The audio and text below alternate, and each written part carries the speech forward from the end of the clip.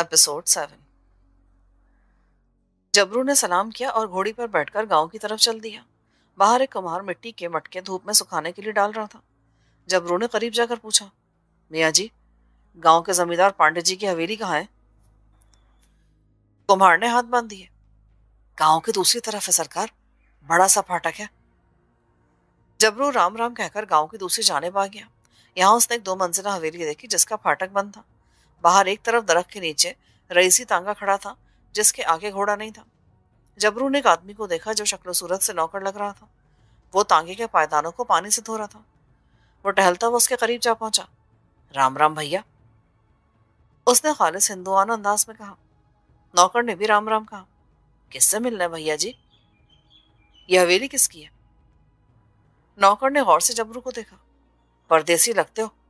अरे भैया, ये हमारे मालिक पांडे जी की हवेली है।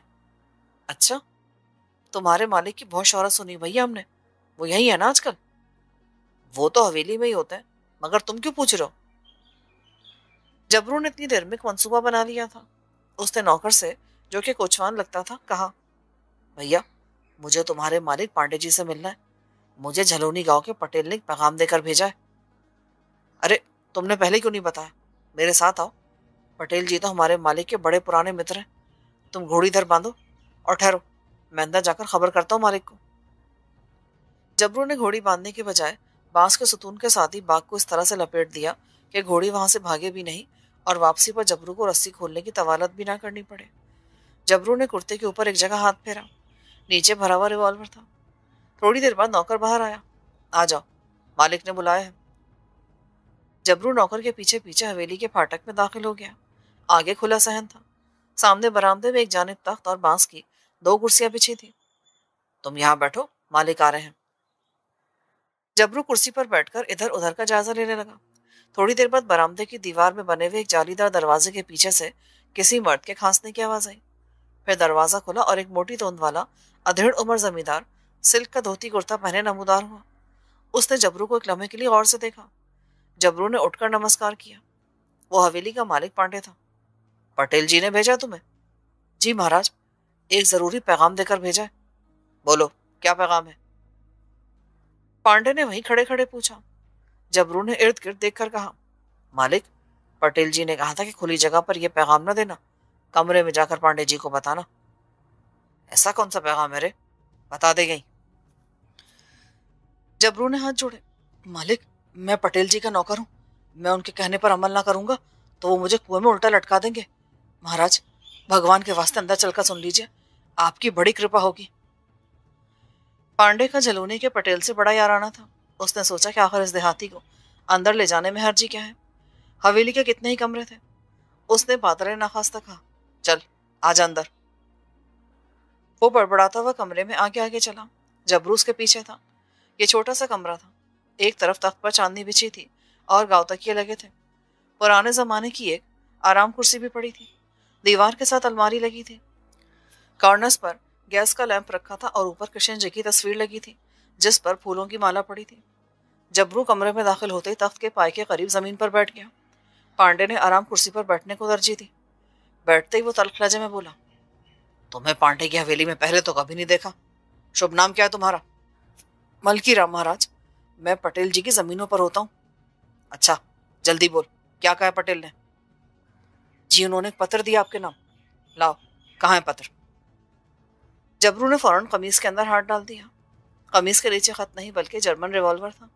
उसने बड़े इत्मीनान से रिवॉल्वर निकाला और उसकी नाली का रुख गरीबों की बहू बेटियों की इज्जत लूटने वाले हिंदू जमींदार पांडे के फूले हुए पेट की तरफ कर दिया। लाला जी, आवाज निकाली अपनी जगह से हिले तो इस रिवॉल्वर में भरी हुई सारी गोलियां तुम्हारे मोटे पेट को फाड़ती हुई निकल जाएंगी।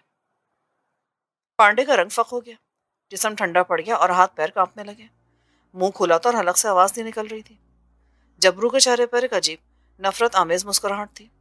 उसने पांडे की आंखों में आंखें डाली और कहने लगा, अब ऐसा कर लाला जी, जिस मुसलमान बेवा औरत की बच्ची को तुमने अपने घर में डाल रखा है ना, उसे जरा आवाज तो दो। मैं उसका मुंह बोला भाई हूँ, उसे लेने के लिए आया हूँ। अभी बुलाता हूँ मैं, इसका मुंह दूसरी तरफ कर दो।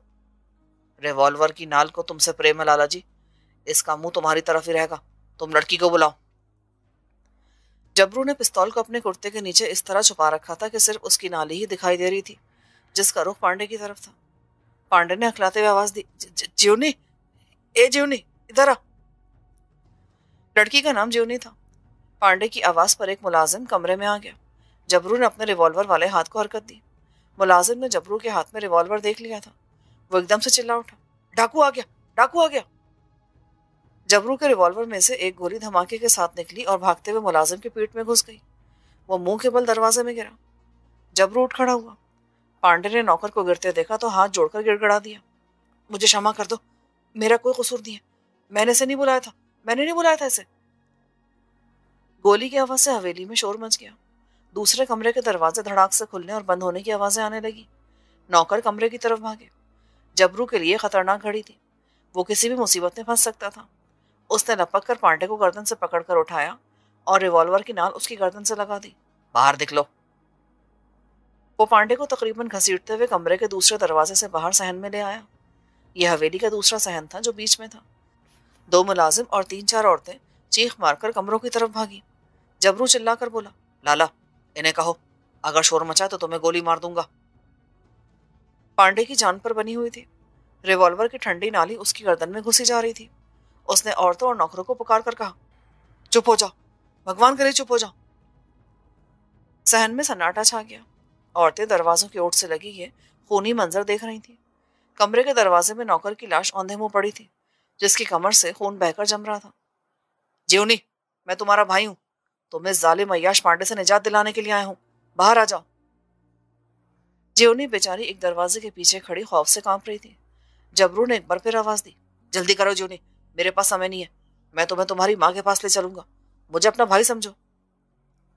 पांडे ने गिड़गिड़ा कर कहा, जीवनी, भगवान के लिए बाहर आ जाओ, मैं तुम्हारे आगे हाथ जोड़ता हूँ, मुझ पर रहम करो, इसके साथ चली जाओ, ये तुम्हारा भाई है। जीवनी कोठरी से बाहर निकल आई।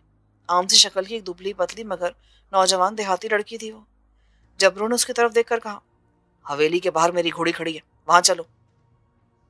जीवनी की कुछ समझ में नहीं आ रहा था। जबरू चिल्लाकर बोला, मैं मुसलमान हूं, तुम्हें इस गंदगी से निकालने आया हूं, क्या सोच रही हो? तुम्हारी माँ घर में बैठी आंसू बहा रही तुम्हारे लिए। जीवनी तेज तेज कदमों से हवेली के बड़े दरवाजे की तरफ बढ़ी। जबरू ने पांडे को आगे की तरफ धकेलते हुए कहा, तुम भी चलो लाला। मुझे ना ले जाओ, मैंने तो इस नारी को तुम्हारे हवाले कर दिया, मैं किसी को कुछ नहीं बताऊंगा, मुझे छोड़ दो। लाला, अभी तुम्हें और भी हिसाब चुकाना है, जरा बाहर तो चलो, बड़ा अच्छा मौसम है बाहर। जो ही जबरू ने पांडे को बाहर की तरफ घसीटा, औरतों ने शोर मचा दिया। जबरू ने हवाई फायर दाग दिया। औरतों की आवाज गायब हो गई। जबरू पांडे को घसीटता हुआ हवेली के बाहर ले आया। जीवनी उसकी घोड़ी के पास खड़ी थी। गांव में फायरिंग की आवाज सुनकर लोग हवेली के पास आने लगे थे। सूरत हाल जबरू के लिए बेहद मुश्किल हो सकती थी। उसे जो भी कुछ करना था उजलत में करना था। वो पांडे को छोड़कर 2 कदम के फासले पर जा खड़ा हुआ। फिर रिवॉल्वर की नाली पांडे की तरफ उठी।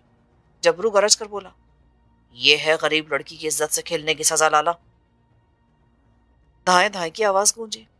जबरू के जर्मन रिवॉल्वर से 2 गोलियां निकलकर बदकिरदार हिंदू जमींदार के जिस्म से पार हो गई। वो रेत की बोरी की तरह वहीं ढेर हो गया और उसके जिस्म से खून की धारें बहने लगी।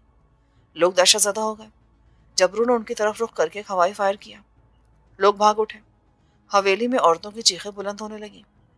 जबरू ने लड़की को घोड़ी पर बिठाया और उसे लेकर गांव की मस्जिद की तरफ भागा। जीवनी की बेवा माँ अभी तक मौलवी साहब के पास बैठी अपना दुखड़ा रो रही थी। जबरू ने उसके पास जाकर जीवनी को उतार दिया। माँ जी, तुम्हारी बेटी को जालिम के पंजे से निकाल लाया हूँ, पांडे अब जिंदा नहीं है। ये कहकर जबरू घोड़ी को दौड़ाते हुए वापस गांव की तरफ गया। लोग हवेली के बाहर पांडे की लाश के गिर्द जमा थे। जबरू ने घोड़ी दौड़ाते हुए उनके गिर्द एक चक्कर लगाया और हवा में फायर करते हुए चिल्लाया, मैं बंसी डकैत का भी बाप हूँ, थानेदार को बता देना कि मैंने पांडे और उसके नौकर को कत्ल कर दिया है।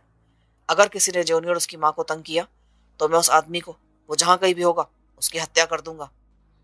जबरू ने घोड़ी का मुंह खेतों की तरफ करके उसे एड़ लगाई और हवाई फायरिंग करता हुआ गांव की सुनसान कच्ची गली में से बाहर निकल आया। घोड़ी सरपट दौड़ रही थी। जबरू उसे खेतों में उड़ा लिए जा रहा था। अब सामने जंगल के दरख्तों की कतार नजर आने लगी। उसी जंगल में उसे पनाह लेनी थी। उसने पीछे गर्दन घुमाकर देखा। गांव दूर रह गया था। उसके ताक़ुब में गांव का एक भी आदमी नहीं आया था। जब वो जंगल के पेचीदा और खुफिया रास्ते से होता हुआ अपने अड्डे पुराने खंडर में पहुंचा तो भूरे ने परेशानी से पूछा, दादा तुम कहाँ चले गए थे? मुझे तो बड़ी फिक्र लग गई थी। जबरू ने घोड़ी से उतरते हुए इत्मीनान से भूरे की तरफ देखा। जंगल में सैर करते वक्त जरा रास्ता भूल गया था। जबरू ने अपनी ताज़ा वारदात के बारे में भूरे और दूसरे साथियों को कुछ न बताया। उन्हें बताने की जरूरत भी नहीं थी। दोपहर को खाना खाकर वो चारपाई पर लेट गया। उसे नींद आ रही थी। बार बार उसे कमाले का ख्याल आ रहा था कि जाने वो किस आलम में होगा, जिंदा भी होगा या नहीं। जबरू का जमीर उसे कचौके लगा रहा था कि वो अपने जिगरी दोस्त से बेवफाई करके उसे अकेला वहां छोड़कर भाग आया है। वो उठकर टहलने लगा। भूरा बर्तन धो रहा था। जबरू जरा देर टहलता रहा, लेकिन जब सोचों की यलगार हद से ज्यादा बढ़ने लगी तो उसने घबराकर भूरे को पुकारा, भूरे इधर आ, मेरी बात सुन। वो भूरे को खाली कोठरी में ले गया। भूरा चुप था। उसे अंदाजा हो गया था कि जबरू किसी अहम बात का इंकशाफ करने वाला है। जबरू ने जेब से सिगरेट निकालकर सुलगाया और उसका कश लगाते हुए बोला, भूरे मैं तुझे अपना भाई समझता हूँ। बात है कि कलकत्ते में मेरे एक दोस्त ने मेरी खातिर एक बदमाश का खून किया था। मैं उसे उस मुसीबत में अकेला छोड़कर इस तरफ निकल आया था। मेरा ज़मीर मुझे मलामत करता है। मैं अब यहाँ नहीं ठहर सकता। अपने दोस्त का हाल मालूम करने मैं वापस कलकत्ते जाऊंगा। जबरू भाई, तुम्हारे पकड़े जाने का भी तो डर है। पुलिस शहर में तुम्हें आसानी से गिरफ्तार कर लेगी। और मुझे किसी की परवाह नहीं। मैं अपने यार को मुसीबत में तना नहीं छोड़ सकता। वैसे भी मेरा हुलिया काफी बदल चुका है। अपना भेस भी बदल लूंगा। तुम इस इलाके के भेदियो, मुझे तुम्हारी मदद की जरूरत है। मैं हाजिर हूँ जबरू भाई, बताओ मैं तुम्हारी क्या मदद कर सकता हूँ। मैं इस इलाके से ज्यादा वाकिफ नहीं हूँ। क्या ऐसा हो सकता है कि तुम मुझे आगरा तक पहुंचाओ? तुम्हें यह ख्याल रखना होगा कि तुम भी मफरूर हो और पुलिस तुम्हारी भी तलाश में है। दादा, तुम मेरे मुसलमान भाई हो। तुम्हारे लिए तो जान भी दे सकता हूँ मैं। घबराओ मत। तुम्हें ऐसे रास्ते से आगरा तक लेकर जाऊंगा कि किसी को कानो कान खबर नहीं होगी। तुम कब चलना चाहते हो? मैं तो अभी चलने को तैयार हूँ, पर अभी जाना मुनासिब नहीं रहेगा। हम अंधेरा होने के बाद यहाँ से चलेंगे। प्रोग्राम तय हो जाने के बाद जबरू के दिल पर से जैसे बोझ सा हट गया। शाम को उसने पुरानी धोती और पुराना सा कुर्ता पहना, सर पर साफा बांधा और किसी को बताए बगैर बूरे के साथ चल दिया। उसने रिवॉल्वर भरकर अपने कुर्ते के नीचे छुपा लिया था। सारी रात वो जंगल में चलते रहे। बूरे ने नहर से हटकर रास्ता इख्तियार किया था। यहाँ जंगल नहीं बल्कि ऊंचा नीचा पथरीला मैदान था जो नदी नालों के दरमियान दूर तक फैला हुआ था। 2 दिन तक वो सफर में रहे और दूसरे दिन शाम के वक्त वो आगरा शहर के मज़ाफात में पहुंच गए। वो आबादियों से हटकर आगे बढ़ते गए। अंधेरा छाने लगा था। दूर से शहर के कारखानों और इमारतों की रोशनियां झिलमिलाती नजर आने लगी थी। बूरे ने जबरू को बताया कि यहाँ से रेलवे स्टेशन अब ज्यादा दूर नहीं है। जबरू बोला, बस दोस्त, यहाँ तुम्हारा काम खत्म होता है। अब मैं जानू और मेरा काम, जो नसीब में होगा मिल जाएगा। अब तुम वापस जा सकते हो। दोनों दोस्त घोड़ियों से उतर पड़े। जबरू ने बूरे को गले लगाया। मैं तुम्हारी दोस्ती को कभी नहीं भूलूंगा। हो सकता है हमारी फिर इसी जगह, उन्हीं जंगलों में मुलाकात हो कहीं। बूरे की आंखों में आंसू दरने लगे। उसने मुस्कुराते हुए जबरू का हाथ पकड़ा। जबरू, तुम मुझसे छोटे हो, मगर लगता है कि हम इकट्ठे पले बढ़े हैं। अगर तुम कहो तो मैं तुम्हारे साथ कलकत्ते तक जाने को तैयार हूँ। नहीं बूरे मियाँ, इसकी जरूरत नहीं। अब तुम वापस जाओ, जो होगा देखा जाएगा। जबरू एक बार फिर बूरे से बगलगीर हुआ और हाथ मिलाकर शहर की रोशनियों की तरफ रवाना हो गया। बूरा वहां खड़ा जबरू को जाते देखता रहा। जब उसका हेवला शाम के अंधेरे में गुम हो गया तो वो भी घोड़ी पर सवार हुआ और घोड़ी की बागें थामकर जिधर से आया था उसी तरफ चल दिया। जबरू बचता बचाता रेलवे स्टेशन पर पहुंचा। वहां बड़ी चहल पहल थी। जबरू एक तरफ चाय के खोखे के पास पहुंचकर बैठ गया। उसने तेज नजरों से वहां बैठे हुए लोगों का जायजा लिया, फिर खाने को रोटी सालन मंगवाया और खाने लगा। करीब से कुली गुजरा तो जबरू ने पूछा, भाई दिल्ली को गाड़ी कब जाती है? 1 घंटे बाद जाएगी। जबरू खामोश बैठा रहा। गाड़ी आने से कोई 10-15 मिनट पहले वो उस जगह आ गया जहां लोग टिकट खरीद रहे थे। उसने भी कतार में लगकर दिल्ली तक का तीसरे दर्जे का एक टिकट खरीदा और गेट की तरफ चला गया। उसने साफे को उस तरीके से बांधा था कि बिल्कुल देहाती आदमी लगता था। भरा हुआ रिवॉल्वर उसके कुर्ते के नीचे उसे महसूस हो रहा था। गेट पर टिकट बाबू के पास एक सिपाही खड़ा था। जबरू ने उसे देखा तो मोहतात हो गया, लेकिन सिपाही ने जब उससे कोई तारुज ना किया तो वो इत्मीनान से चलता हुआ प्लेटफॉर्म पर आ गया। सिपाही अब दूसरे मुसाफिरों की तरफ मुतवज्जो हो गया था। जबरू की जान में जान आई। वैसे उसने सोच लिया था कि अगर संतरी ने उसे पहचान लिया और पकड़ने की कोशिश की तो वो अंधाधुंध फायरिंग शुरू कर देगा और संतरी को भी शूट करने से गुरेज नहीं करेगा। पुलिस जबरू की दुश्मन नंबर 1 थी और वो उसके हत्थे नहीं चढ़ना चाहता था। प्लेटफॉर्म पर मुसाफिरों की काफी भीड़ थी। दिल्ली जाने वाली गाड़ी अभी आई नहीं थी। आखिर खुदा खुदा करके ट्रेन आई। जबरू मुसाफिरों के साथ एक ही डब्बे में घुस गया। ट्रेन पैसेंजर थी, हर स्टेशन पर रुकती थी। जबरू सख्त परेशान हुआ, लेकिन बिलाखिर रात के 1:30 बजे वो दिल्ली पहुंची गई। मौसम सरमा का आगाज हो चुका था और रात काफी खुश्क थी। जबरू ने मालूम किया कि कलकत्ते को गाड़ी वो पटते हुए जाती थी। अब बाकी मसला रात गुजारने का था। प्लेटफॉर्म पर किसी बेंच पर सोना खतरनाक था। वो मुसाफिर खाने में भी नहीं जाना चाहता था। उसने खाली मालगाड़ी को देखा जो दूर एक प्लेटफॉर्म की दूसरी जानिब रेलवे लाइन पर खड़ी थी। ये जगह सोने के लिए मौजूद थी। जबरू इधर उधर से घूम घाम कर मालगाड़ी के खाली डिब्बे में आकर घुस गया और उसकी आहनी दीवार से लगकर बैठ गया। जब अंदाजे से 1.5 घंटा गुजर गया तो जबरू डब्बे से निकल आया। वो रेलवे लाइनों में से गुजर रहा था। उसे प्लेटफॉर्म पर मुसाफिरों का रश दिखाई दिया। कुली मुसाफिरों का सामान सरों पर उठाए चले आ रहे थे। इसका मतलब था कि गाड़ी आने ही वाली थी। जबरू प्लेटफॉर्म पर चढ़ा आया। प्लेटफॉर्म की छत के करीब लोहे के गार्डों में एक लॉक लगा था जो रात के 3:30 बजा रहा था। जबरू ने टिकट लिया और प्लेटफॉर्म नंबर 7 पर आ गया। गाड़ी वहीं से तैयार होती थी। ठीक वक्त पर ट्रेन प्लेटफॉर्म पर आकर लग गई। कुछ मुसाफिर पहले से ही गाड़ी में बैठे थे। जबरू भी एक डब्बे में दाखिल हो गया और सीधा एक बर्थ पर चढ़कर लेट गया। डब्बे की बर्थ ने जैसे उसे अपनी हिफाजत में ले लिया था। वो सारी रात का जागा और थका हुआ था। लेटते ही उसकी आंख लग गई। उसे कोई पता न चला कि ट्रेन कब रवाना हुई और कहाँ कहाँ ठहरती हुई शाम को मुगल सराय पहुंची। जबरू देखभाल कर गाड़ी से उतरा और जल्दी जल्दी थोड़ा बहुत खाया पिया, फिर बर्थ पर आकर लेट गया। सारी रात ट्रेन चलती रही और अगले रोज सुबह के वक्त ट्रेन कलकत्ते पहुंची। जबरू को यूं लगा जैसे वो सांपों की गार में दाखिल हो रहा है। यहाँ कदम कदम पर उसके लिए जाल बिछे थे। उसे एक एक कदम सोच समझ कर उठाना था। ट्रेन से उतरकर वो रेलवे माल गोदाम की तरफ चल पड़ा। उसकी मंजिल जोवेंदी का क्वार्टर था। सिर्फ एक यही जगह ऐसी थी जहां उसे पनाह मिल सकती थी और कमाले के बारे में मुकम्मल मालूमात हासिल हो सकती थी। उसने धड़कते दिल के साथ बंद दरवाजे पर दस्तक दी। 2-3 बार दस्तक देने पर भी अंदर से कोई जवाब न आया तो जबरू घबरा गया कि शायद जोविंदी अब यहाँ नहीं रहती और दूसरे क्वार्टर से कोई बाहर ना निकला है। वो वापस मुड़ने ही वाला था कि किसी ने अंदर से आवाज दी, कौन है ओए? जबरू ने आवाज पहचान ली थी। वो जोविंदी के साबिक खाविंद और ताड़ी के जंगल वाले हरनाम सिंह उर्फ हरनामी की आवाज थी। पहला ख्याल जबरू को दिल में यह आया कि वो वहां से भाग जाए, क्योंकि हरनाम सिंह उसकी मुखबिरी कर सकता था। फिर उसने सोचा कि मेरे पास भरा हुआ रिवॉल्वर है, मुझे तो सिर्फ हरनाम सिंह से कमाले के बारे में मालूमात चाहिए, उसके बाद यहाँ से चला जाऊंगा। हरनाम सिंह ने अगर कोई ऐसी हरकत की तो उसे यहीं खत्म कर दूंगा। मैं हूँ भापा। ओए मैं कौन? अंदर से हरनामे की गुस्सैली आवाज सुनाई दी। जबरू खामोश रहा। उसने एक बार फिर आहिस्ता से बंद दरवाजे पर हाथ मारा। हरनाम सिंह गालियां बकता दरवाजे की तरफ बढ़ा। फिर उसने दरवाजा खोल दिया। ओए कौन है तू सवेरे सवेरे? सामने जबरू को देखा तो देखता रह गया। उसे पहचानते ही वो उससे लिपट गया और उसे ऐसे लिपटाए हुए अंदर ले गया। तू कहाँ था जबरू भाई?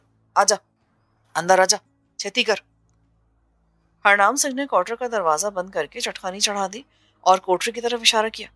ओए अंदर आजा यारा, इतने को देख लेगा। जोविंदी कहाँ है? जबरू ने क्वार्टर में आकर पूछा। हरनाम सिंह ने उसे मोटी सी गाली देते हुए कहा, वो अपने पियो के पास चली गया हरामजादी, उसको गोली मार। तू बता कहाँ से आए? अरे यहाँ तो पुलिस ने तेरी खोज में लोगों के दरवाजे तोड़ डाले। तुम मेरे डेरे पर खून करके भागे तो पुलिस मेरे पास आई। वाहिगुरु दी सौ, पुलिस ने मैनू बड़ा मारा पीटा, पर मैंने उन्हें नहीं बताया कि तू कहाँ है। हरनाम सिंह ने सिखों वाली बात की थी। तुम्हें तो मालूम भी नहीं था कि मैं कहाँ हूं। ओ यारा पता भी होता तो वाहिगुरु दी सौ, पुलिस को कभी ना बताता। ओ हम यारों के यार हैं। जबरू अपने काले पहलवान को ही देख लो।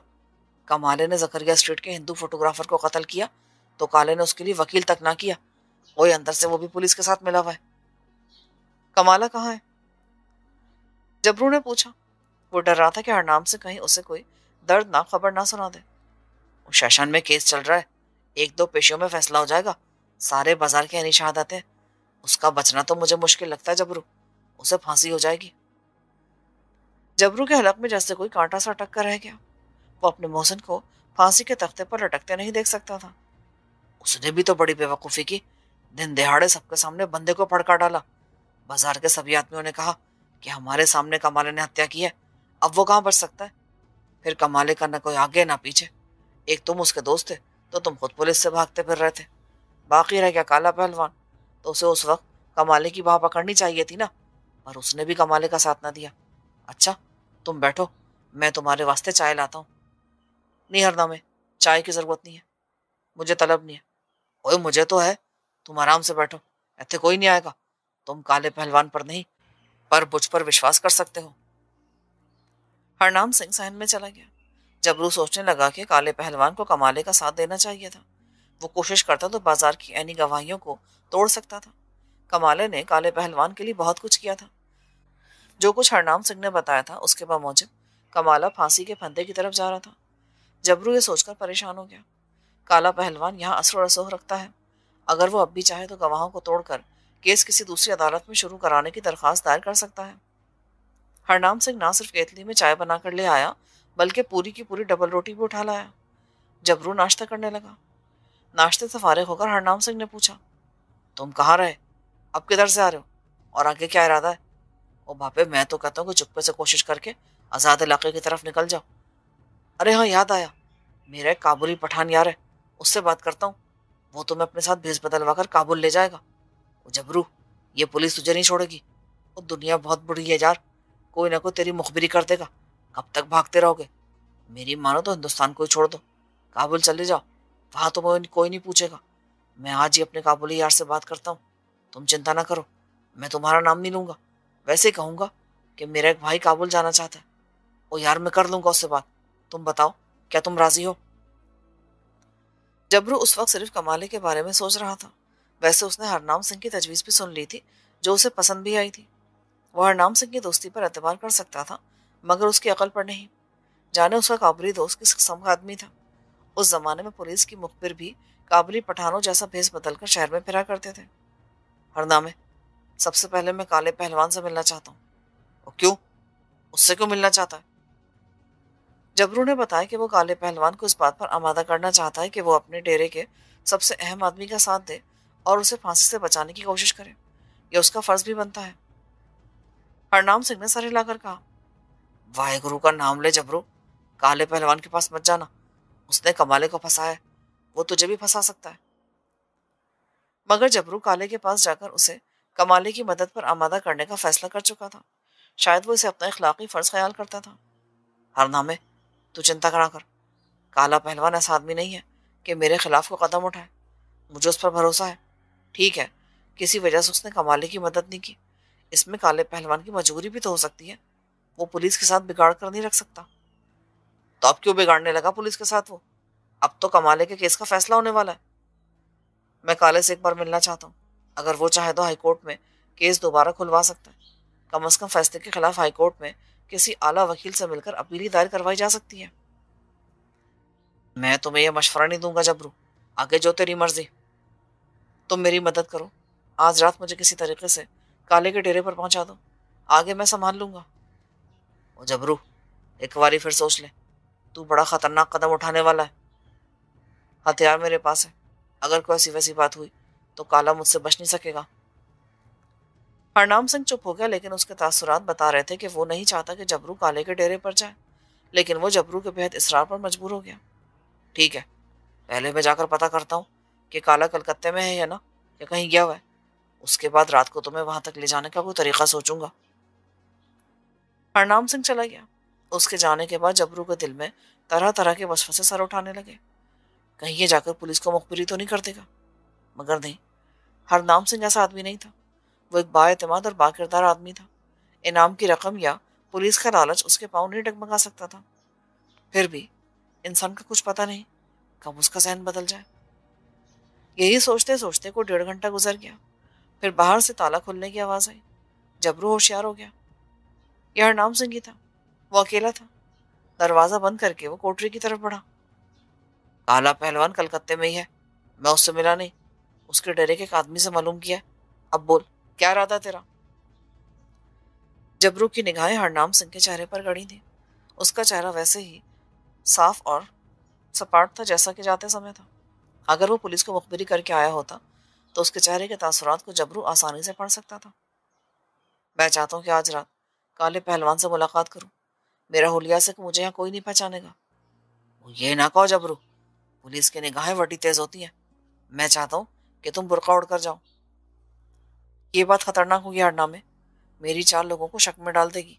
मैं सर पर चादर लपेट लूंगा, यही काफी होगा। ठीक है भाई, जैसे तेरी मर्जी। वाहेगुरु तुझे अपनी शरण में रखे। हरनाम सिंह की मोहब्बत और खुलूस ने जबरू को बहुत मुतासर किया। उसने साबित कर दिया था कि वो यार है, यार मार नहीं है। सारा दिन जबरू ने हरनाम सिंह के कोठरी में ही गुजार दिया। शाम को दोनों ने मिलकर चावल मछली खाई। जब रात काफी गहरी हो गई तो जबरू ने हरनाम सिंह से कहा, मेरा ख्याल है अब मुझे काले की तरफ चलना चाहिए। हरनाम ने कलाई पर बंधी घड़ी को रोशनी में ले जाकर देखा और बोला, ओ बापे, अभी तो रात के 11 ही बजे। मैं चाहता हूँ तुम 12 के बाद जाओ। मैं रिक्शा या टैक्सी गली में ले आऊंगा। टैक्सी लेकर काले के अड्डे पर जाना सीधा, रास्ते में कहीं ना उतरना। रात को पुलिस की गार्ड राउंड पर होती है। जबरू चुप रहा। जब रात आधी गुजर गई तो हरनाम सिंह पगड़ी बांधते हुए उठा। मैं तुम्हारी को रिक्शा टैक्सी देख कर आता हूँ, तुम कोठरी से बाहर ना निकल जाना। जबरू चुपचाप बैठा रहा। हरनाम सिंह चला गया। वो बाहर से ताला लगा कर गया था। 15-20 मिनट के बाद गली में टैक्सी की आवाज आई। जबरू उठकर दरवाजे के पास आया। सहन में रोशनी हो रही थी। हरनाम सिंह ताला खोलकर उसके पास आ गया। टैक्सी ले आया हूँ। टैक्सी वाला बूढ़ा बिहारी है, उससे कोई बात ना करना। मैंने उसे बता दिया है कि मूनलाइट सिनेमा जाना है। जाओ, वाहेगुरु तुम्हारी रक्षा करे।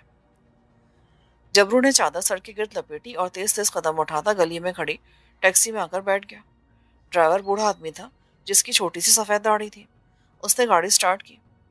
टैक्सी माल गोदाम के क्वार्टरों के इलाके से निकलकर शहर को जाने वाली कुशादा सड़क पर आ गई। कोई खास ट्रैफिक नहीं थी। दरिया हिगली पर बने हुए कश्तियों के पुल पर से गुजरकर टैक्सी मूनलाइट सिनेमा के इलाके की तरफ बढ़ गई।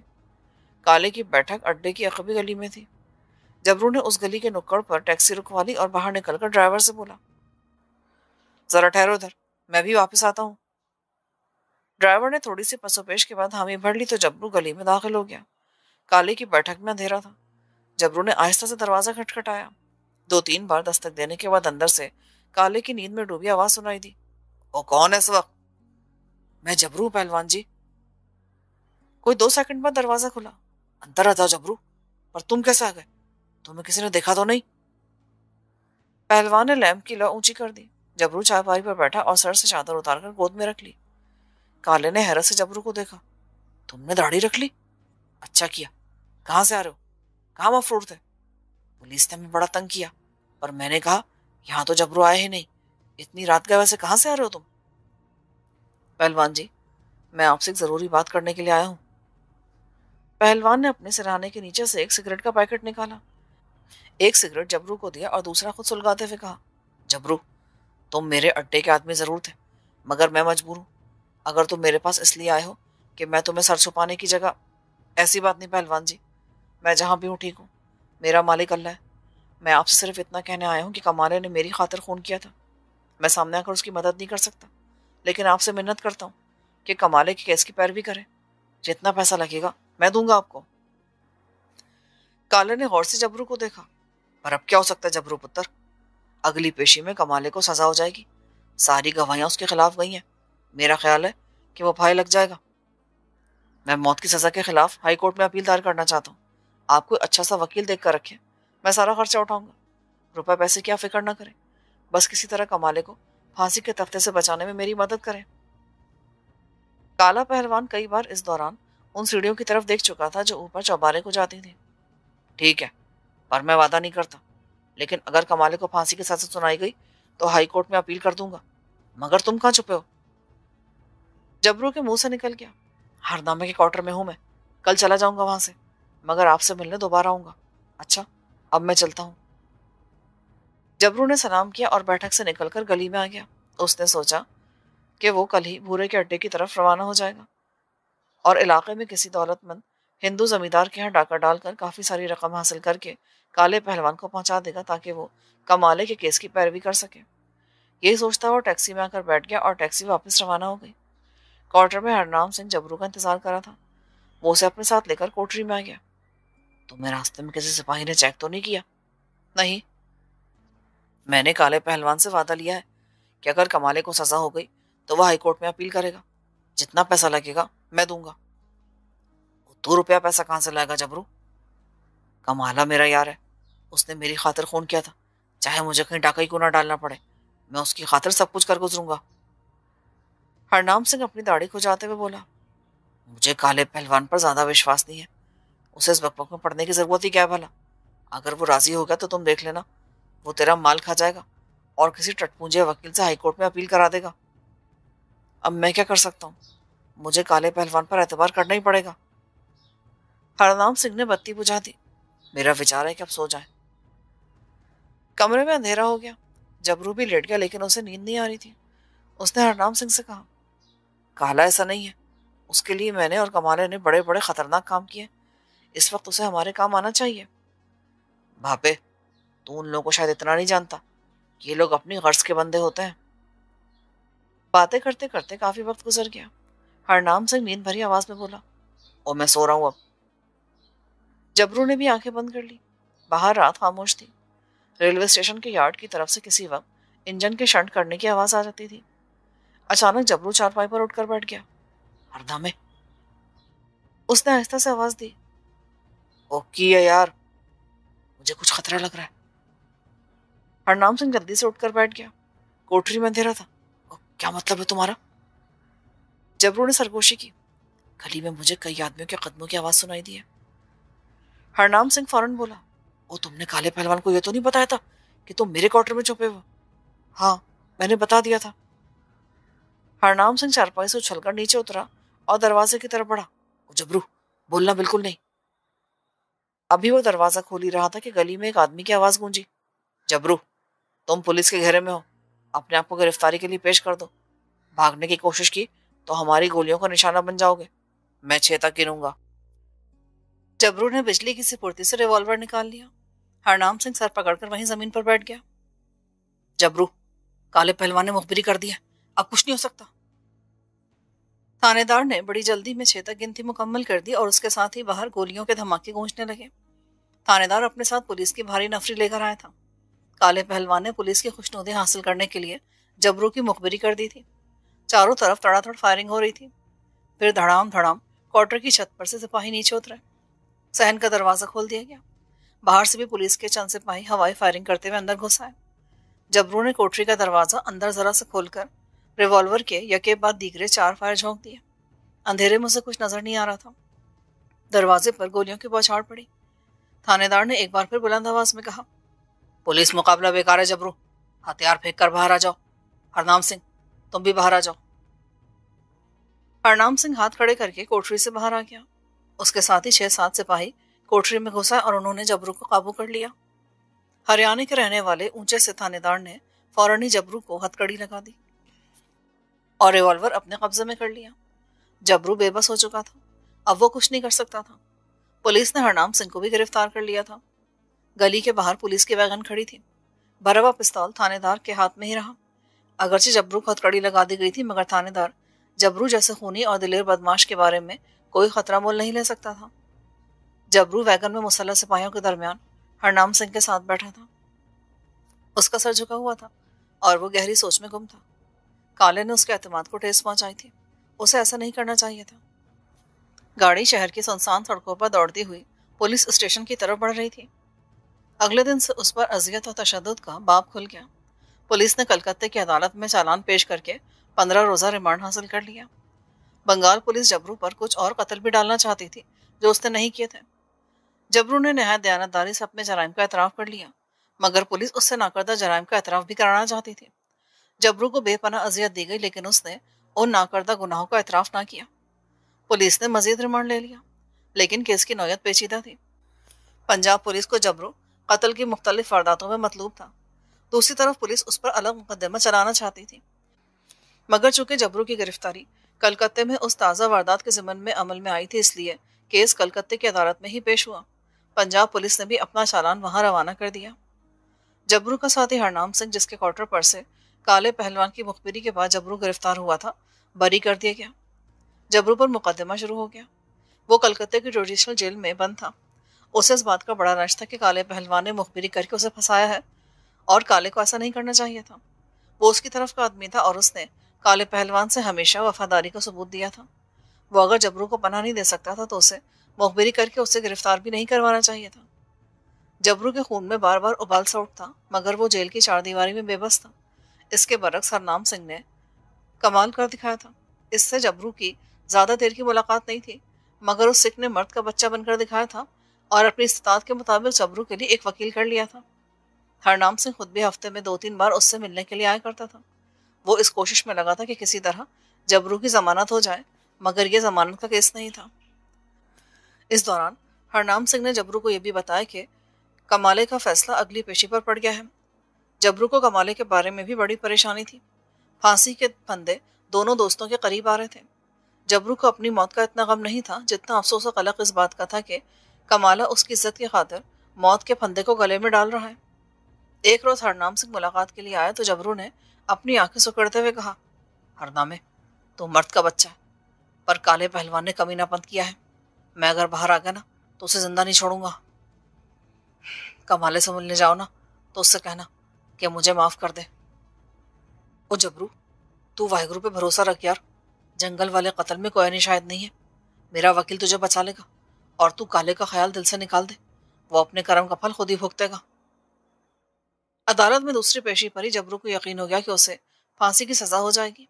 जंगल वाले कत्ल के केस में अगरचे हरनाम सिंह ने दोनों गवाहों को मुनहरिफ कर लिया था, मगर ईंटों के भट्टे वाले बदमाश ने अदालत में जबरू को पहचान लिया और उसके खिलाफ गवाही दी कि इसने मेरे सामने 3 साथियों को कत्ल किया था। अब जबरू को एक मुसलसल बेचैनी से लग गई। वो किसी हालत में भी फांसी की मौत मरने को तैयार नहीं था। चनाचे उसने जेल से फरार होने का फैसला कर लिया। लेकिन कत्ल की लातादाद संगीन वारदातों के मुजरिम का जेल से फरार होना कोई आसान काम नहीं था। इसके बावजूद उसने दिल में तय कर लिया था कि वो फरार की कोशिश करते हुए पुलिस की गोलियों से हलाक होना पसंद करेगा, लेकिन अपने हाथ पैर बंधवाकर बेबसी के आलम में फांसी का फंदा गले में नहीं डलवाएगा। जबरू ने उस कोठरी का एक नई नजर से जायजा लेना शुरू कर दिया जिसमें वो कैद था। ये काल कोठरी यानी फांसी की कोठरी नहीं बल्कि एक आम जुडिशल जेल थी, जिसमें जबरू को उसके केस की नौयत के पेश नजर दूसरे कैदियों से अलग करके एक कोठरी में बंद किया गया था। कोठरी में कोई रोशनदान नहीं था। सामने के रुख पर एक सलाखों वाला दरवाजा था जिसके बाहरी जानिब ताला लगा रहता था और बरामदे में एक मुसल्लह सिपाही हर वक्त पहरे पर मौजूद होता था। रात को बरामदे का जंगला भी बंद करके वहां पहरा लगा दिया जाता था और पहरेदार जंगले के बाहर पहरे पर खड़ा हो जाता था। उसने कोठरी की दीवारों का भी जायजा लिया। दीवारें सीमेंट और ईंटों की मदद से बनाई गई थी और कहीं कहीं से उनका सीमेंट फूल कर झड़ने लगा था। जबरू के सामने एक ही रास्ता था कि वो इस दीवार में से किसी तरीके से सेंध लगाए। इस काम के लिए कम से कम एक चाकू की जरूरत थी, लेकिन जबरू के पास तो सुई तक नहीं थी। हवालात की दीवार के पार कोई रेलवे लाइन थी जहां दिन में अक्सर गाड़ियां गुजरती रहती थी। उनकी आवाज जबरू को कोठरी में साफ सुनाई देती थी। सबसे पहला मरहला कोई ऐसा छोटा सा लोहे का औजार हासिल करना था जिसकी मदद से वो दीवार में सेंध लगाने की कोशिश कर सके। जबरू को इस ऑपरेशन में कामयाबी की उम्मीद सिर्फ 1% थी, लेकिन वो सर धड़ की बाजी लगाने पर तुल गया था। इस ज़िम्मन में हरनाम सिंह ही उसकी मदद कर सकता था। चनाचे एक दिन जब वो उससे मिलने के लिए आया तो मौका देखकर जबरू ने उसे अपने फरार के फैसले के बारे में बता दिया। हरनाम सिंह पहले तो जबरू का मुंह तकता रहा, फिर उसने फर्श की तरफ देखते हुए बज़ाहिर बड़े ठंडे दिल से कहा, ये काम बड़ा मुश्किल है। जबरू ने उंगली से फर्श के चूने को कुरेदते हुए कहा, हरनामे, यार अगर हो सके ना तो मुझे ऐसा कोई छोटा सा औजार ला दो जिससे मैं दीवार का पत्थर उखाड़ सकूं। हरनाम सिंह ने कोई जवाब ना दिया। वो कुछ फासले पर खड़े बंगाली सिपाही को देखने लगा जो स्टूल पर बैठा अपनी बंदूक घुटनों पर रखे बीड़ी पी रहा था। फिर अपनी पगड़ी को सर पर जमाते हुए आहिस्ता से बोला, फैसला कर ही लिया है तो यहां से निकलने की कोशिश करो। अब मुझे भी तुम्हारा केस कमजोर लग रहा है। वकील बताता नहीं पर अंदर से परेशान है। जेल के पीछे जो रेलगाड़ी चलती है ये कहाँ जाती है? जो छोटी लाइन की रेल है, हावड़ा से रांची को जाती है। एक बात है जबरू, अगर तुम किसी तरह चंदेल पहुंच जाओ तो वहां से मैं तुम्हें संथाल लेकर छुपा सकता हूँ। वहां के आदिवासियों से मेरे ताल्लुकात हैं। मुलाकात का वक्त खत्म हो रहा था। सिपाही स्टूल से उठकर उसकी तरफ बढ़ने लगा। हरनाम सिंह चला गया। जबरू तफक्कुरात के हिजान के समंदर में हिचकोले खा रहा था। मंजिल दूर थी, रास्ता दुश्वार गुजार था। कदम कदम पर आनी चट्टानें उसका रास्ता रोके खड़ी थी, मगर वो पीछे हटने वालों में से नहीं था। उसे फरार की कोशिश में मौत भी कबूल थी, लेकिन वो फांसी नहीं चढ़ना चाहता था।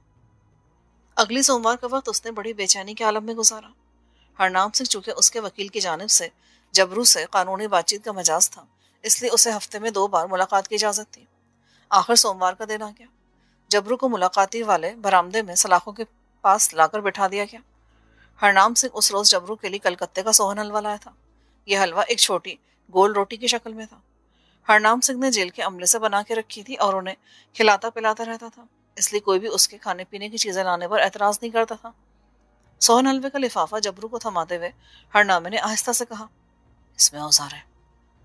फिर उससे वकील के बारे में बातें शुरू कर दी। जब सिपाही टहलता हुआ परे चला गया तो वह आहिस्ता से बोला, आखिरी रेलगाड़ी रात के 2 बजे गुजरती है। ये मालगाड़ी है, उसकी रफ्तार तेज नहीं होती, फिर भी आदमी उस पर चढ़ नहीं सकता। हरनामा चुप हो गया। सिपाही टहलता हुआ उसके करीब से गुजर गया। जब वो दूर चला गया तो हरनामे ने अपनी दाढ़ी खुजाते हुए कहा, अगर तुम किसी तरीके से जेल की पिछली दीवार से बाहर आ जाओ तो वहां से तुम्हें मैं टैक्सी में उठा सकता हूँ। मेरे एक यार मक्खन सिंह की टैक्सी है, मैं उससे ले लूंगा।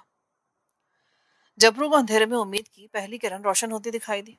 उसने गर्दन पर हाथ फेरते हुए दूर खड़े सिपाही की तरफ देखा और आहिस्ता से बोला, अगली मुलाकात पर तुम्हें बताऊंगा। मुलाकात का वक्त खत्म हो रहा था।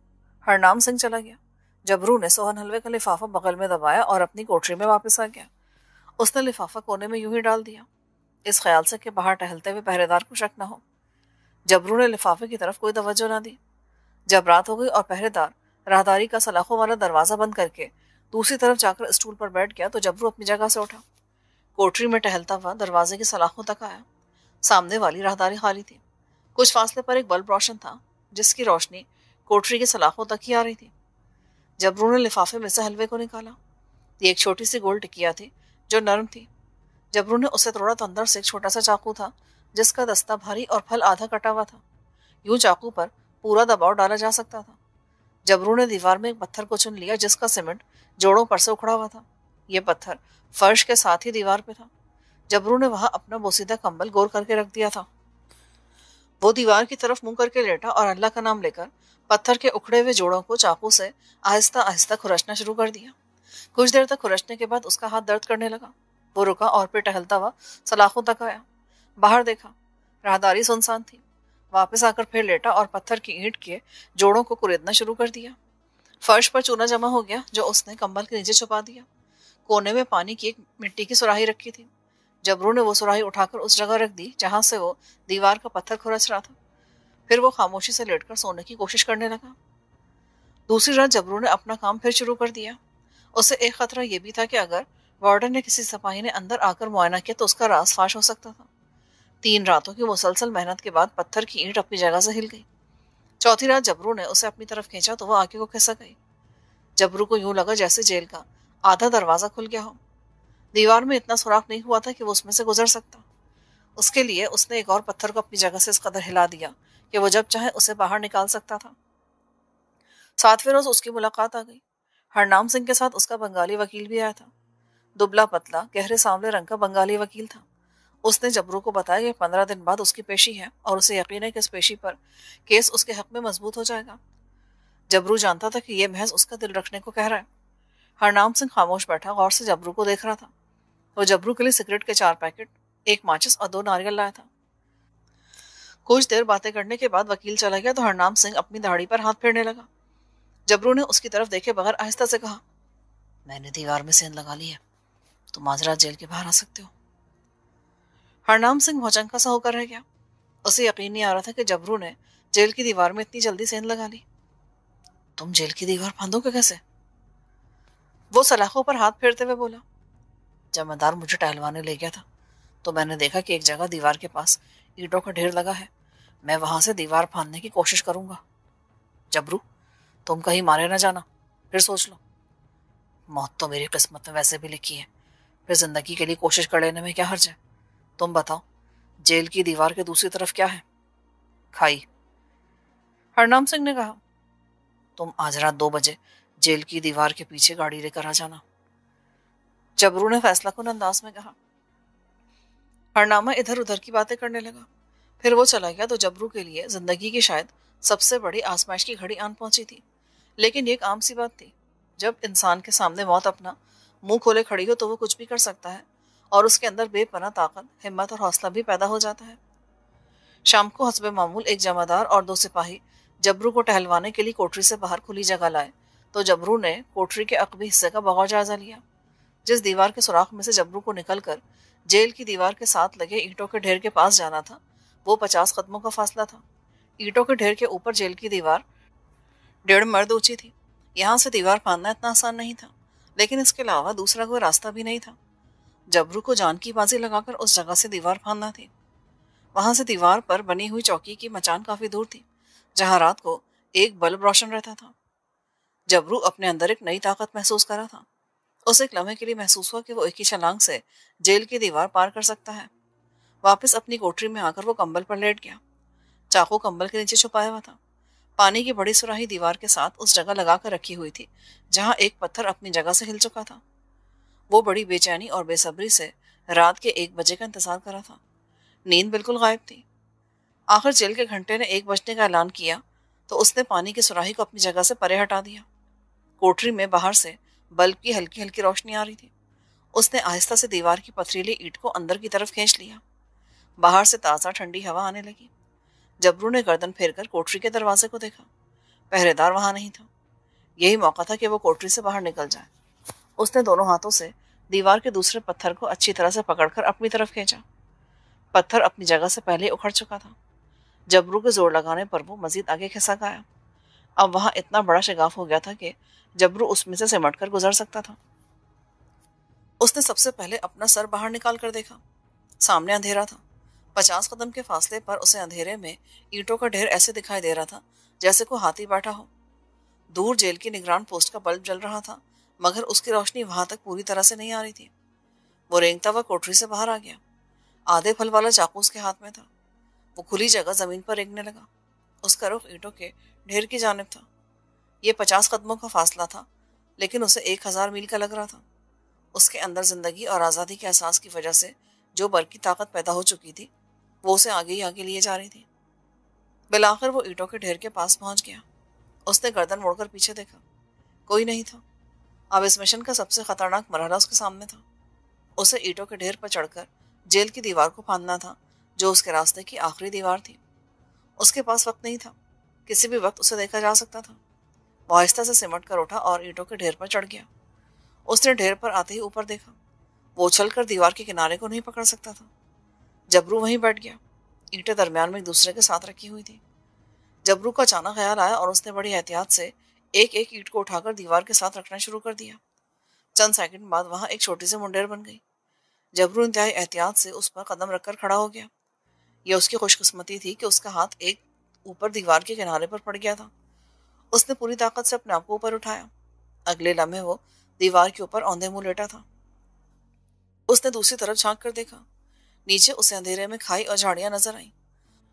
उसने कुछ सोचे समझे बगैर और ऊंचाई का अंदाजा किए बिना नीचे छलांग लगा दी। वो झाड़ियों पर एक गेंद की तरह जा गिरा और लुढ़कता हुआ नीचे गीली मिट्टी में लथपथ हो गया। गिरते ही वह उठा और खाई के दूसरे किनारे की तरफ बढ़ने लगा। झाड़ियों और गीली जमीन की वजह से उसे कोई चोट नहीं लगी थी। खाई से बाहर आकर उसने सर उठाकर देखा।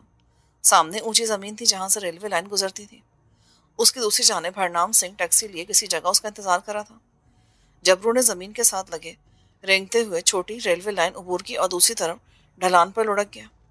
सामने कच्ची सड़क थी जो रेलवे लाइन के साथ साथ जाती थी। हरनाम सिंह को इस जगह जरूर मौजूद होना चाहिए। जबरू का जहन सिर्फ यही एक बात सोच रहा था। टूटे फल का चाकू भी था जो उसके सीधे हाथ में था। अभी उसकी सांस तेज तेज चल रही थी और उसके जेल वाले कपड़े मिट्टी में लथपथ हो गए थे।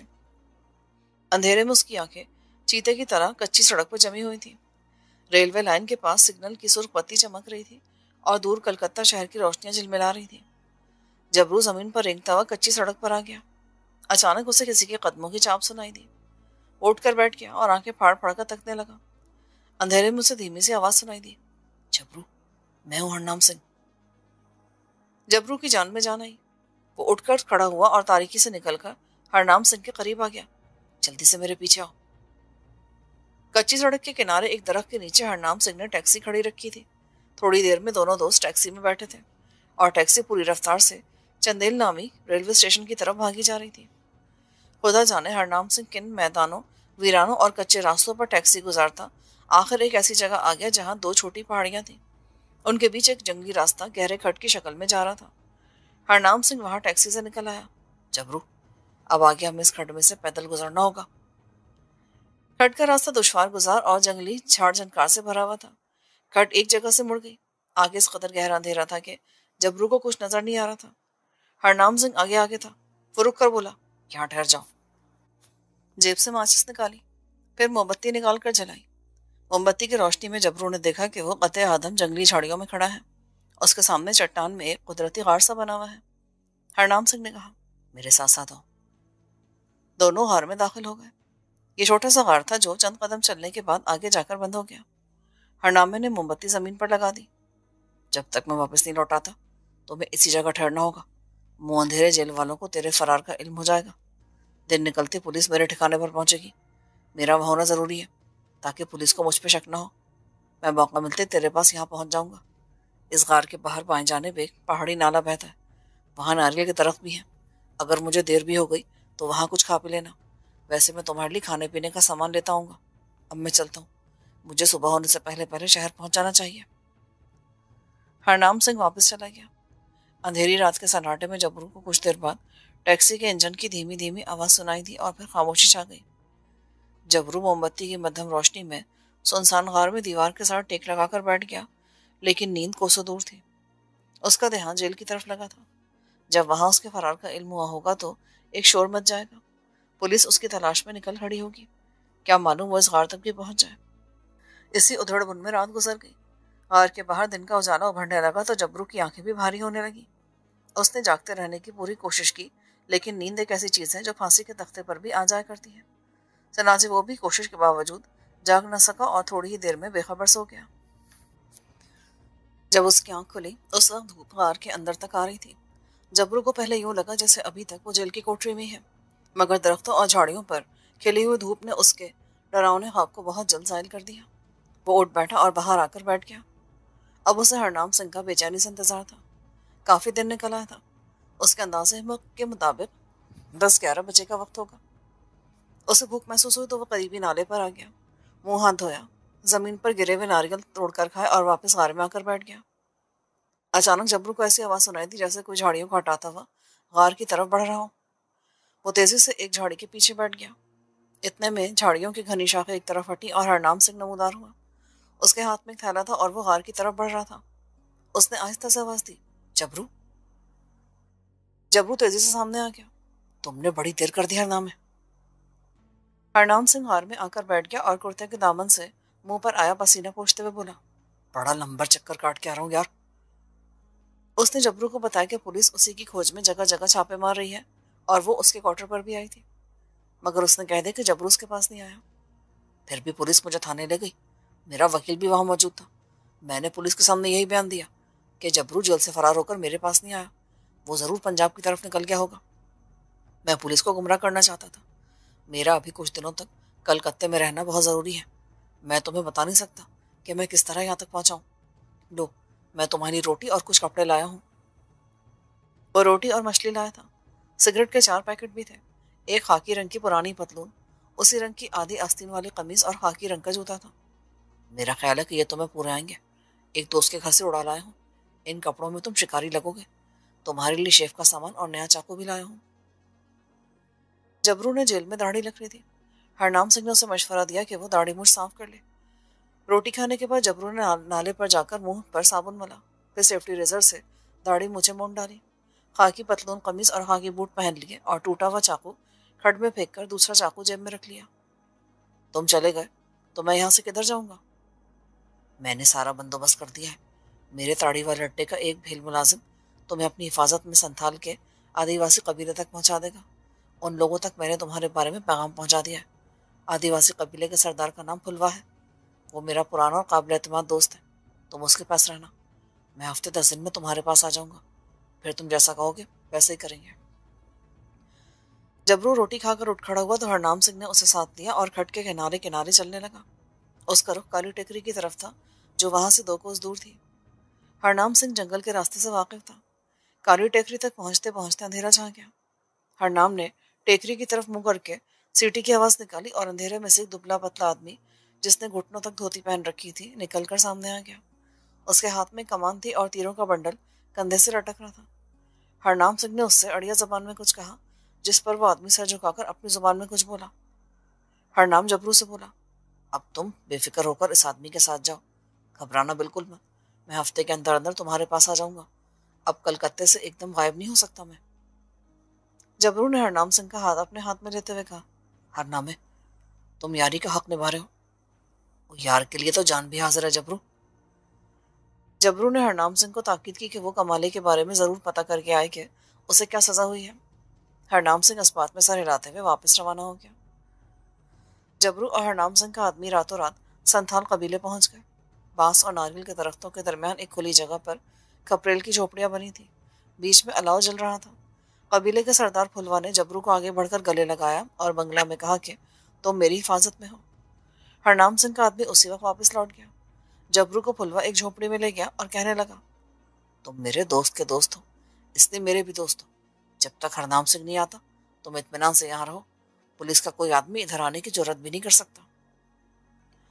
जबरू पहाड़ी रास्तों पर चल चलकर बेहद थक गया था।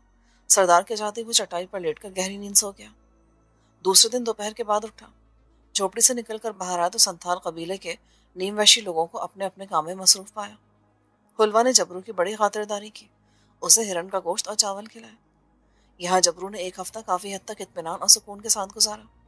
8वें रोज हरनाम सिंह आ गया। वो कुछ परेशान लगता था। आते ही जबरू को एक तरफ ले गया और कहने लगा, कमाला भी फरार हो गया है। जबरू को यूं लगा जैसे किसी ने उसके सीने पर से पत्थर की भारी सिल उठा दी हो। उसने हरनाम का हाथ पकड़कर पुरजोश अंदाज में कहा, ये तुमने मुझे बहुत बड़ी खुशखबरी सुनाई हरनामे। लेकिन हरनाम सिंह मुतफक्किर था। कमाले ने पेशी पर जाने से पहले कहीं से पिस्तौल हासिल कर लिया था। सेशन कोर्ट वाले चौक में कमाले ने पिस्तौल निकालकर फायरिंग शुरू कर दी और पुलिस वालों को शदीद जख्मी करके भाग गया। अदालत ने उसकी अदम मौजूदगी में उसे फांसी की सजा सुना दी है। जबरू ने सर को झटका देकर कहा, ओ मेरा यार फांसी के फंदे से बच गया ना, अल्लाह का शुक्र है। मुझे उसका बड़ा गम था हरनामे। 1 हफ्ते में 2 फांसी के मुजरिम फरार हुए जबरू। पुलिस में खलबली मची हुई है। 4 अंग्रेज डीएसपी अपनी अपनी निगरानी में जगह जगह छापे मार रहे हैं। उन्होंने शहर की नाकाबंदी कर रखी है, पूरे शहर की। जबरू को पुलिस कार्रवाई से कोई दिलचस्पी नहीं थी। वो कमाले के फरार हो जाने की खबर सुनकर बहुत खुश हुआ था। उसने हरनाम सिंह से पूछा कि अब उसका क्या प्रोग्राम है। वो बोला, जबरू, मैं अब कलकत्ता नहीं छोड़ सकता, वरना पुलिस मेरी भी तलाश में निकल खड़ी होगी। मुझे अफसोस है कि मैं तुम्हारे साथ नहीं जा सकता, लेकिन तुम बताओ अब तुम्हारा क्या मंसूबा है। मेरा क्या हरनाम है, जिथे मुंह उठेगा निकल जाऊंगा। तुम्हारा साथ रहना मुनासिब भी नहीं है। मेरा कुछ नहीं पता कि दिन कहाँ है और रात कहाँ गुजरे। तुमने मेरी बड़ी मदद की, मैं तुम्हारा यह एहसान कभी नहीं भूलूंगा। हरनाम सिंह ने जबरू को गले से लगा लिया और जज्बाती सा हो गया। ओ जबरू यार, हम तो यारों के यार हैं। मैंने तुझ पे कोई एहसान नहीं किया, फिर कभी ऐसी बात न करना। जबरू ने हरनामे से पूछा कि उसके ख्याल में कमाला किस तरफ निकला होगा। वो कुछ कह नहीं सकता यार। वैसे कमाला एक मुद्दत से बंगाल में रह रहा है और वो इस इलाके के चप्पे चप्पे से वाकिफ है। दलेर भी है। मुझे याद है कभी कभी वो अपने सोचीदगढ़ वाले दोस्त गामी का जिक्र किया करता था। गामी वहां का बड़ा नामी गिरामी बदमाश है। मेरा ख्याल है कमाला उसी के पास जाने की कोशिश करेगा। ये सोचीदगढ़ कहाँ पर है? सोचीदगढ़ सियालकोट से 8 कोस के ऊपर की तरफ जम्मू के इलाके की तरफ वाक़ है। काफी बड़ा कस्बा है। मगर क्या तुम वहां जाओगे? हरनामे, तेरे बाद तो मेरा एक ही जिक्र रह जाता है, कमाला। अब उसी की तलाश में निकलूंगा। अगर मिल गया तो अपनी खुशकिस्मती समझूंगा। पर यार, सियालकोट तक तो बड़ा लंबा रास्ता है। पंजाब में पहली पुलिस तुम्हारी खोज में लगी हुई है। और लगी हुई तो लगी रहे, मैं तो हर हालत में कमाले को ढूंढने की कोशिश करूंगा। जो किस्मत में है देखा जाएगा। मरना तो एक दिन सबको ही है। हरनाम सिंह ने वो सारा दिन जबरू के साथ गुजारा और सब कुछ अच्छी तरह से समझा दिया कि उसे कहाँ कहाँ से होकर किस तरफ जाना होगा। तय ये पाए कि जबरू फकीरों जैसा हुलिया बनाकर ये खतरनाक सफर तय करेगा। रात को हरनाम सिंह वापस चला गया। अगले रोज दोपहर के बाद आया तो अपने साथ जबरू के लिए खद्दर का लंबा कुर्ता, तहबंद, काले रंग की पुरानी सूती चादर, गले में डालने के लिए फकीरों वाली वंकों की माला और हाथ में डालने के लिए कांच के 2 सब्ज कड़े लाया। जबरू ने यह सब कुछ पहना तो वो कोई दरवेश लगने लगा। फर्क सिर्फ इतना सा था कि जबरू की लंबी दाढ़ी नहीं थी। और रात उन्होंने संथाल कबीले में बसर की। दूसरे दिन मुंह अंधेरे जबरू और हरनाम सिंह ने सरदार और अपने दोस्त फुलवा का शुक्रिया अदा किया। फुलवा ने उनके लिए 2 घोड़ों का इंतजाम कर रखा था। ये लोग झोपड़ियों से निकलकर त्रिपुरा की तरफ जाने वाले पहाड़ी रास्ते पर रवाना हो गए। शाम को वो पहाड़ी इलाकों में सफर करते करते त्रिपुरा से 2 कोस उस तरफ जा निकले। यहाँ से आगे जबरू को तनहा सफर करना था। हरनाम सिंह को त्रिपुरा से कलकत्ते की तरफ चले जाना था, जबकि जबरू को पहले ढाका और वहां से सूबा बिहार में दाखिल होकर पटना से होते हुए गोरखपुर की तरफ अपना सफर करना था। दोनों दोस्त आखिरी बार बगलगीर हुए और एक दूसरे से अलग होकर अपनी अपनी मंजिलों की जानिब रवाना हो गए।